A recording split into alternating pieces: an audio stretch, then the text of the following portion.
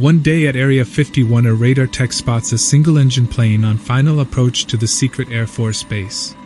The plane touches down and is immediately surrounded by armed guards. The plane is impounded and the pilot is whisked off for questioning. The pilot claims that he had been flying from Las Vegas, gotten lost, and nearly ran out of fuel, so he put his plane down at the first runway he saw. After extensive background checks, it is proven that the pilot isn't a spy and he is set to be released the following morning. Before he is allowed to leave, he is given the "you didn't see anything" talk, and is told that under absolutely no circumstances is he allowed to tell anyone where he was, or what he saw.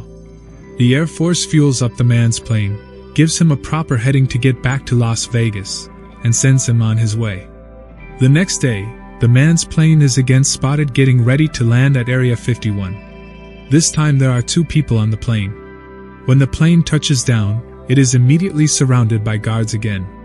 As soon as it comes to a stop, the man hops out and yells, "Do whatever you want to me, but somebody has to tell my wife where I was last night." A man is sitting in the bar at a busy airport. A beautiful woman walks in and sits down next to him. He presumes, because she's got a uniform on, she's probably an off-duty flight attendant.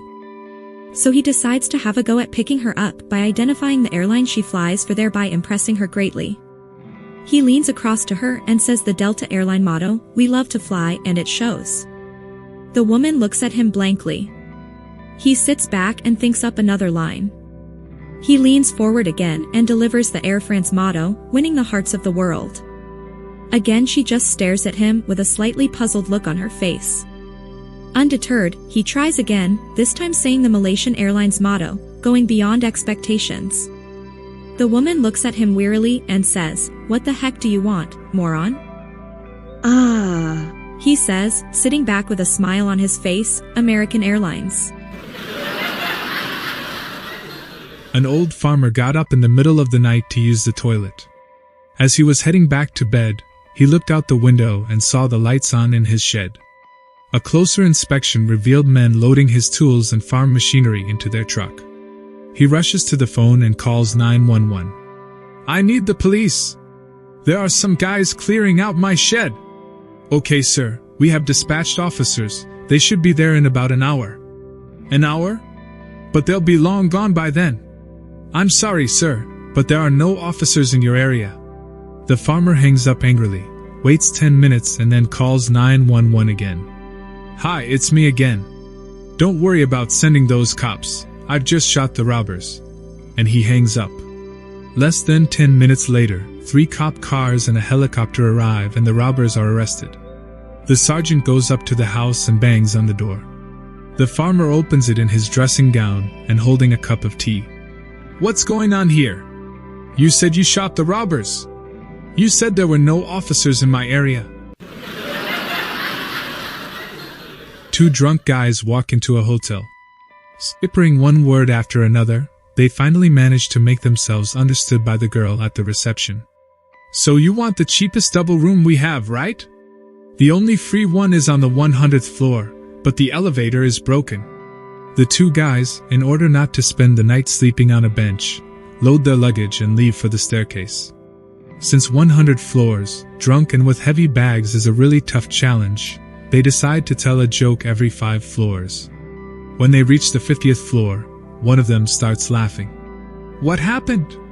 Have you remembered a very good joke?" asks the first. "This joke is just so hilarious. Actually, it's so good that I'll save it for later," answers the second guy. When they reach the 75th floor, the same guy bursts laughing even harder. "Are you okay? Are you still thinking about that joke from earlier?" asks worried the first. "Yeah, but this one is so good, I'll save it for when we finish," answers the other guy. Finally, exhausted and tired, they reach the 100th floor. Panting, the first boy asks, "So, what is this joke that has tormented you so much?" Still breathless, the other replies, "Hey, do you remember the girl who was at the reception? Here, we left before she gave us the keys." A woman was leaving a cafeteria with her morning coffee when she noticed a most unusual funeral procession approaching the nearby cemetery. A long black hearse followed by a second long black hearse about 50 feet behind. Behind the second hearse was a solitary woman walking a pit bull on a leash. Behind her were 200 women walking single file. The woman couldn't stand the curiosity. She respectfully approached the woman walking the dog and said, "I am so sorry for your loss, and I know now is a bad time to disturb you, but I've never seen a funeral like this. Whose funeral is it?" The woman replied, "Well, that first hearse is for my husband." "What happened to him?" The woman replied, "My dog attacked him to death." She inquired further, "Well, who is in the second hearse?" The woman answered, "My mother-in-law. She was trying to help my husband when the dog turned on her." A poignant and thoughtful moment of silence passed between the two women. "Can I borrow the dog?" "Get in line." There was a young pregnant woman. Her dream was for her baby to grow up with perfect manners. She went to the doctor and asked him how she could make her baby nicer, and he told her to sit down for an hour a day and teach her stomach manners, to prep him or her before the baby is even born. So every day for the next 9 months, the woman would sit quietly and tell her belly, "Be nice to other people, always put others first, and always say please, and thank you." She never missed a day in 9 months, and the due date came and went, no baby.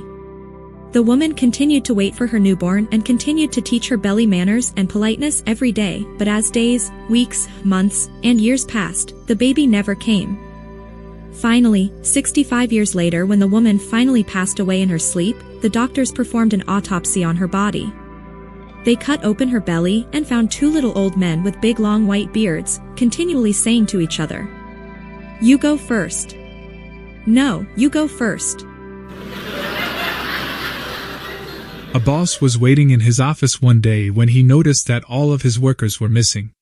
He waits a few more minutes before the first worker comes in. "Why were you late?" asked the boss.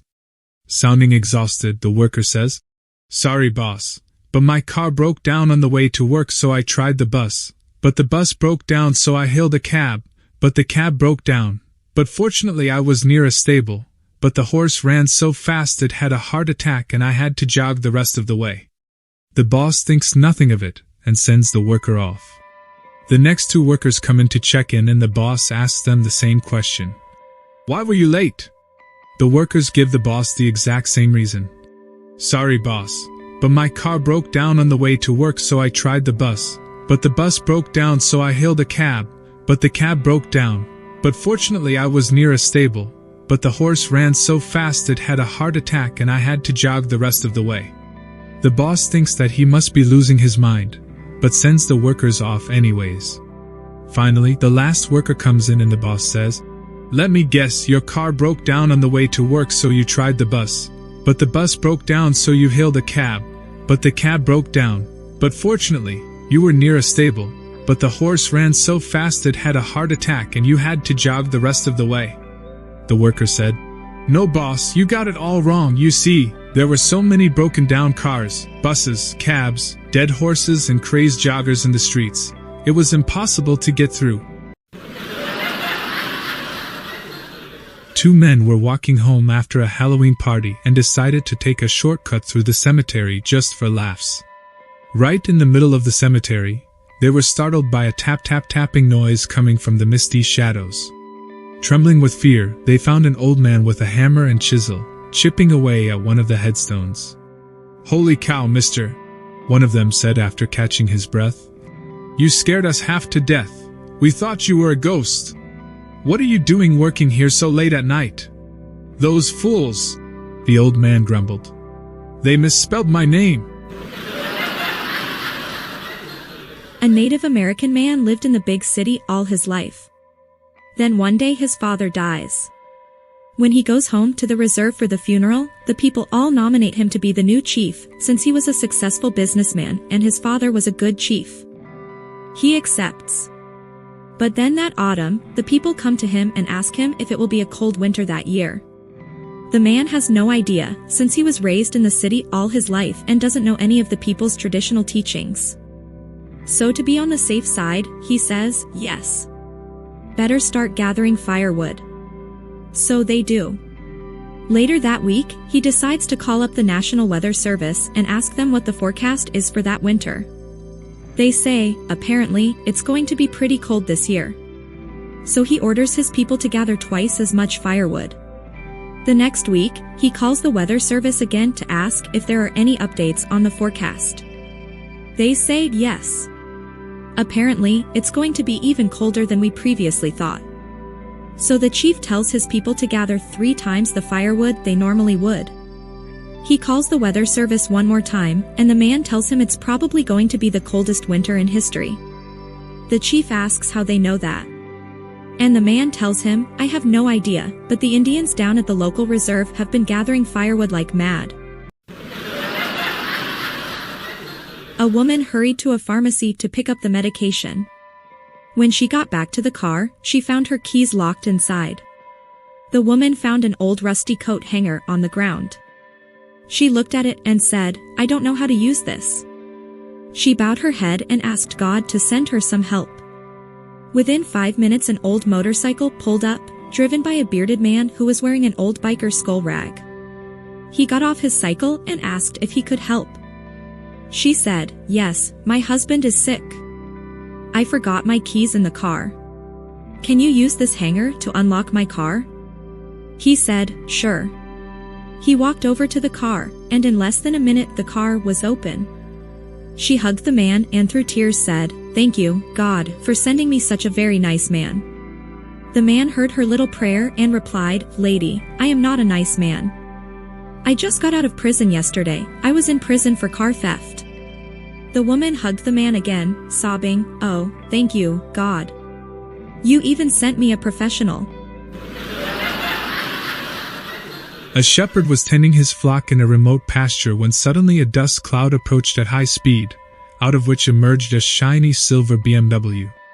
The driver, a young man in an Armani suit, Ferragamo shoes, Cartier sunglasses, and a tightly knotted power tie, poked his head out the window and asked the shepherd, Hey, if I can tell you how many sheep you have in your flock, will you give me one? The shepherd looked at the man, then glanced at his peacefully grazing flock and answered, Sure. The driver parked his car, plugged his phone into a laptop and briskly surfed to a GPS satellite navigation system on the internet and initiated a remote body heat scan of the area.